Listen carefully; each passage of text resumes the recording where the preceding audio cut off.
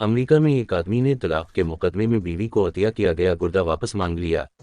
Daily star के मुताबिक doctor Richard Batista और उनकी अहलिया डानियल की शादी 1990 में हुई थी और दोनों के 3 बच्चे हैं। 2001 में डानियल के दोनों गुर्दे फेल हो गए और 2 ट्रांसप्लांट्स भी नाकाम हो गए।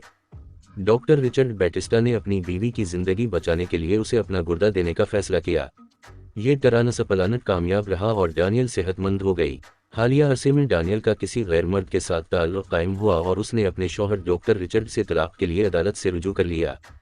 डानियल की बेवफाई और तलाक के मुतालबे पर दिल गिरफ्तार डॉक्टर रिचर्ड ने अदालत में शर्त रख दी कि डानियल मेरा गुर्दा वापस करे या इसके बदले $15 लाख अदा करे।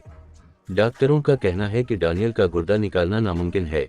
अगर डानियल का ये गुर्दा निकाल कर उसकी जगह नया ट्रांसप्लांट करने की कोशिश की गई तो ये उसे कत्ल करने के मुतरादिफ होगा। डॉक्टर रिचर्ड अमेरिकी रियासत न्यूयॉर्क के लॉन्ग आइलैंड के मुमताज़ वैस्कुलर सर्जन हैं। मीडिया से गुफ्तगू करते हुए डॉक्टर रिचर्ड ने कहा है कि ऐसी शरीक हयात की बेवफाई से बढ़कर दुनिया में तकलीफदर कोई चीज़ नहीं होती जिसके लिए आपने अपनी ज़िंदगी वक्फ कर दी हो। मैंने इसकी जान बचाने के लिए अपनी जान की परवाह न की और उसने मेरे साथ ही बेवफाई की और किसी और शख्स के लिए मुझसे तलाक मांग ली। ये तलाक मुझे अंदर ही अंदर कत्ल कर रही है।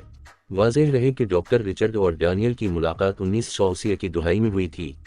उस वक्त डॉक्टर रिचर्ड रेजिडेंट थे और डानियल टेरेनी नर्स थी। उनके बच्चों की उम्रें 8 साल, 11 साल और 14 साल हैं।